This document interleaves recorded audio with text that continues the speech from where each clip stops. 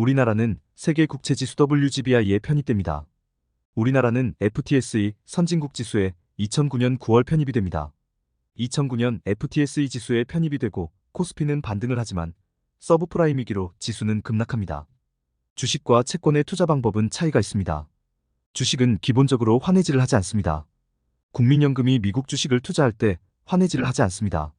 주식은 장기 투자를 하기에 환해지를 하게 되면 환해지 비용이 발생하기 때문입니다. 채권은 기본적으로 환해지를 하고 투자를 합니다. 24년 8월 외국인이 주식과 채권 매입액을 보면 주식은 2.5조 매도합니다. 채권은 8조 매수하죠. 외국인이 국내 채권을 매입하면 환율은 하락해야 하죠. 하지만 환율은 지속적으로 상승하고 있습니다. 외국인이 국내 채권을 매입할 때에는 기본적으로 환해지를 합니다. 주식으로 보면 프로그램 매매입니다. 프로그램 매매는 현물과 선물을 동시에 매매하는 형태입니다. 베이시스의 차이가 발생하면 차익거래가 유입됩니다. 외국인 채권 거래도 이와 유사합니다. 외국인이 국내 채권에 투자를 할 경우 스왑거래를 이용합니다. 외국인이 국내 채권을 투자하려면 달러를 원화로 교환해야 합니다. 이때 달러를 원화를 교환하면서 SELL and BUI 스왑을 체결합니다. 현물환 매도 선물환 매입입니다. 외국인이 세계월물 원화 채권에 투자할 경우 달러를 원화로 환전하면서 동시에 세계월물 선물환을 매입합니다. 주식으로 보면 주식 달러를 공매도하면서 세개월 만기 선물을 매입하는 거래를 하는 프로그램 매매와 같습니다. 프로그램 매매는 주식의 가격 변동성에 상관없이 베이시스의 움직임으로 손익이 결정됩니다. 외국인이 국내 투자를 할 때 달러 환율에 영향을 받지 않습니다. 스왑 거래도 스왑 레이트에 따라서 투자가 결정됩니다. 외국인이 국내 채권 투자를 할 때에는 우선 스왑 시장에서 달러를 원화로 교환합니다. 세개월 만기 SELLBUI 스왑을 체결했다는 것은 두 가지 계약이 있습니다. 현재 달러를 원화로 교환하는 계약과 3개월 후에 원화를 달러로 교환하는 계약입니다. 스왑 시장의 특징은 외환 시장을 거치지 않는다는 것입니다. 최근 달러 환율 상승으로 국민연금은 한국은행과 외환 스왑을 체결합니다. 국민연금이 미국 주식을 매입하기 위해서는 원화를 달러로 교환해야 합니다.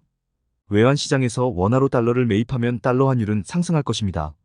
달러 환율 상승을 방지하기 위해서 한국은행과 외환 스왑을 체결합니다. 외환 스왑은 현물환 시장에서 매입하는 계약이 아니기 때문에 달러 환율에 미치는 영향은 제한적입니다. 세계 국제지수에 편입이 되었다고 해서 주식처럼 장기 투자 자금이 대규모로 유입되는 것은 아닙니다. 기재부는 세계 국제지수에 편입을 시키기 위해서 외국인 투자자들의 편의를 증대시켰습니다. 예를 들어 외국인의 한국 국채 비과세입니다.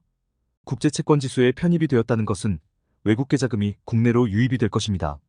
하지만 이것은 주식처럼 장기 자금이 유입되는 것이 아니라 단기성 자금이 크게 유입됩니다.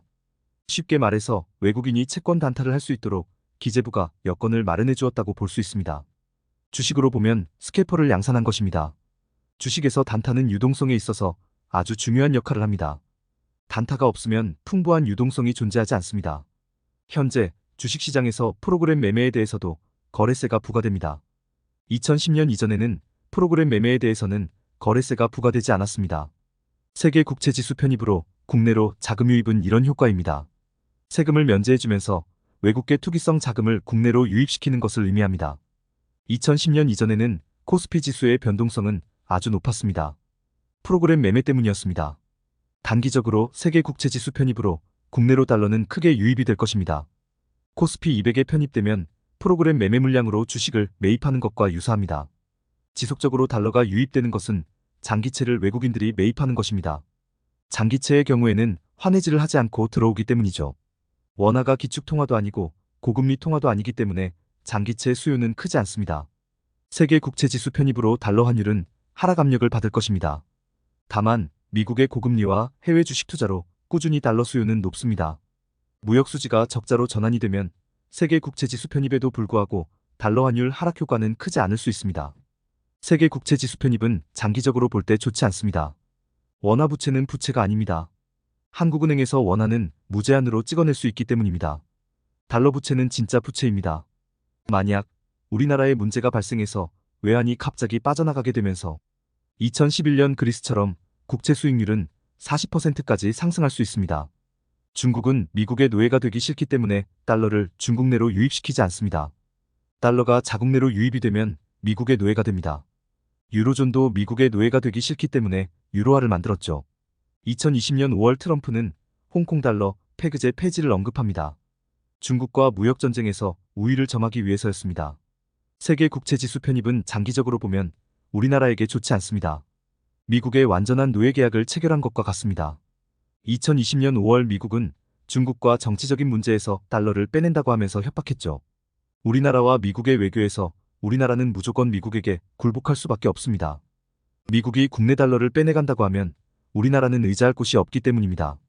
2022년 러시아에 미국이 스위프트 제재를 했을 때 러시아가 생존한 이유는 중국이 있었기 때문입니다. 세계 국채지수 편입은 한마디로 노예 계약입니다. 아무런 대책 없이 달러가 국내로 유입이 되면 정치적으로 미국의 종속이 됩니다. 최소한 G-SIB는 만들어 놓고 달러를 유입을 시켜야 합니다.